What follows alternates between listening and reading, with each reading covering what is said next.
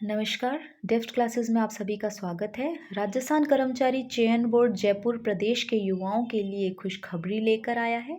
जी हाँ, जिस भर्ती के लिए प्रदेश के युवाओं को बेसब्री से इंतज़ार था, उस भर्ती के लिए आज दिनांक 1 फरवरी 2022 को विस्तृत विज्ञापन जारी कर दिया गया है। जी हाँ, हम यहाँ बात कर रहे हैं बेसिक कंप्यूटर अनुदेशक और वरिष्ठ कंप्यूटर अनुदेशक भर्ती 2022 के बारे में। तो बोर्ड ने बेसिक कंप्यूटर अनुदेशक के 9,862 और वरिष्ठ कंप्यूटर अनुदेशक के 295 कुल मिलाकर 10,157 पदों पर आवेदन पत्र आमंत्रित किए हैं। इसका विस्तृत विज्ञापन बोर्ड ने जारी कर दिया है। तो ऑनलाइन आप इसके लिए अप्लाई कर सकते हैं। अपने एसएसओ आईडी से इसमें आप फॉर्म के लिए अप्लाई कर सकते हैं। अगर हम आवेदन की परीक्षा शुल्क की बात करें तो सामान्य वर्ग के लिए और अन्य ओबीसी क्रीमी लेयर के लिए, एमबीसी के लिए 450 रुपये शुल्क रहेगा।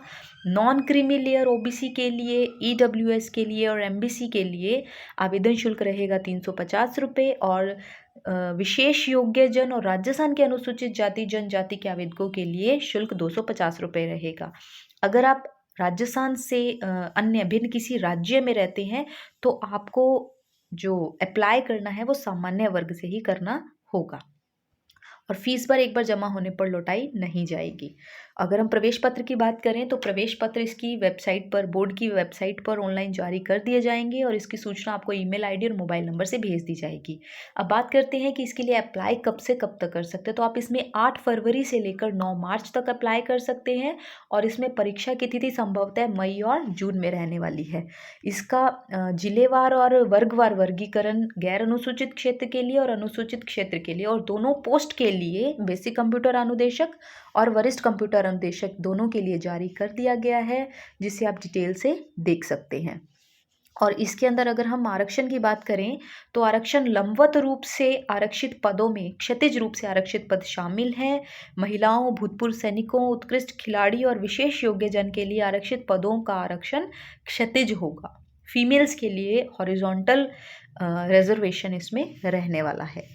और अगर हम बात करें इसके सिलेबस के बारे में तो उससे पहले हम लोग बात करते हैं कि इसके लिए पात्रता क्या है। दोनों पोस्ट के लिए हम बात करेंगे तो हम बात करते हैं वरिष्ठ कंप्यूटर अनुदेशक के पद के लिए। तो वरिष्ठ अनुदेशक पद सीनियर कंप्यूटर इंस्ट्रक्टर के लिए आप मास्टर इन इंजीनियरिंग आपके पास क्वालिफिकेशन होनी चाहिए। आपके पास मास्टर इन टेक्नोलॉजी मतलब अगर आपने एमटेक की हुई है तो एमटेक के लिए स्ट्रीम है आपके पास। आपने एमटेक कंप्यूटर साइंस में की हो, आपने आईटी इंफॉर्मेशन टेक्नोलॉजी में की हो, ईसीई में की हो, डबल ई में की हो या फिर ट्रिपल ई, ईटीई या ईआईई मतलब आपने इलेक्ट्रॉनिक एंड इंस्ट्रूमेंटेशन इंजीनियरिंग में की हो तो आप इस पोस्ट के लिए एलिजिबल हैं। अगर इनमें से कुछ नहीं किया है तो अगर आपके पास एमएससी इन कंप्यूटर साइंस या एमएससी इन इंफॉर्मेशन टेक्नोलॉजी की है तो भी आप इस पोस्ट के लिए एलिजिबल हैं। अगर आपने एमएससी नहीं किया लेकिन अगर आपने एमसीए किया हुआ है और आपके पास एमसीए के नहीं है, अगर आपने बी लेवल किया है या सी लेवल किया है तो भी आप इस पोस्ट के लिए एलिजिबल हैं। या फिर इसके इक्विवेलेंट अगर आपने कोई डिग्री कर रखी है जो कि गवर्नमेंट द्वारा अप्रूव्ड हो या इससे हायर कोई क्वालिफिकेशन आपके पास है तो आप इस पोस्ट के लिए एलिजिबल हो।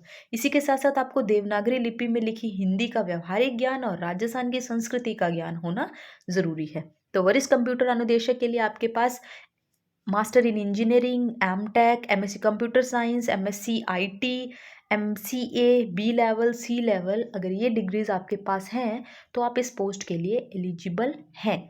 अगर आप अप्लाई करना चाहते हैं बेसिक कंप्यूटर अनुदेशक के पद पर तो इसके लिए आपके पास डिग्री होनी चाहिए ग्रेजुएशन के साथ साथ ए लेवल या पीजीडीसीए। ग्रेजुएशन तो है ही, ग्रेजुएशन के साथ साथ ए लेवल या पीजीडीसीए दोनों में से एक चीज़ ज़रूर होनी चाहिए तो भी आप इस पोस्ट के लिए एलिजिबल हैं।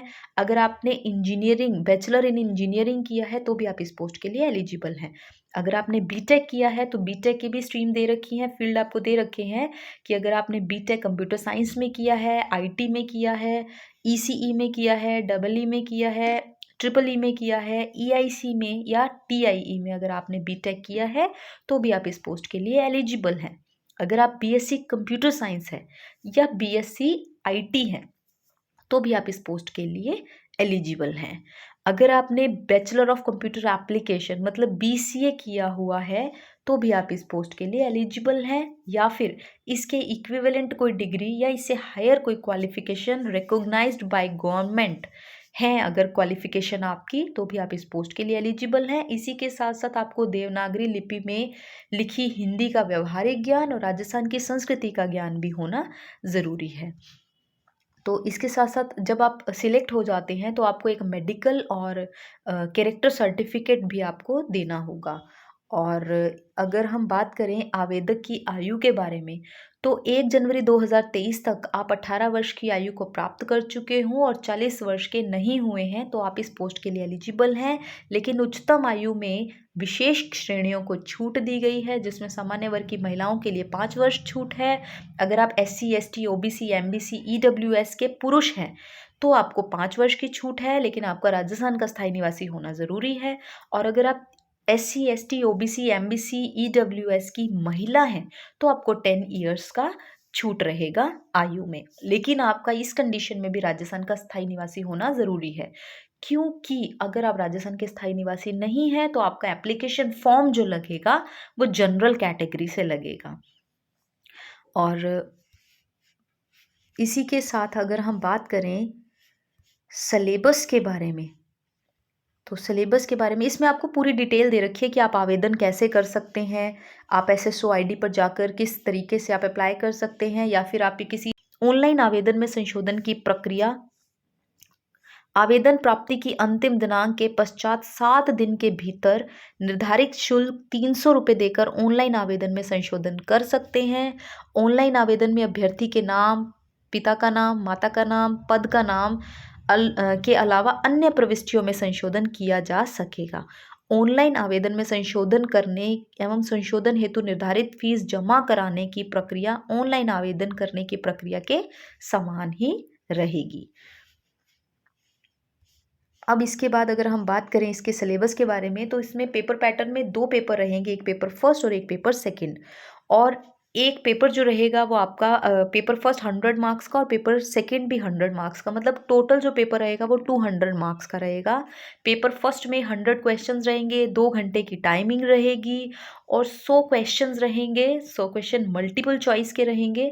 और इसके सिलेबस में बात करें तो राजस्थान का जनरल, अगर हम लोग करंट अफेयर्स के बारे में बात करें तो वो भी इसमें रहेगा, art and culture, history, geography, general science और जनरल एबिलिटी, जिसमें आपके पास पॉइंट्स इन्होंने मेंशन करके बताए हैं कि logical reasoning, analytical ability, decision making, problem solving, general mental ability, basic numeracy and data interpretation के क्वेश्चन 10th लेवल के रहेंगे। मैट्रिकुलेशन लेवल रहेगा इसका और नेगेटिव मार्किंग इसमें रहने वाली है।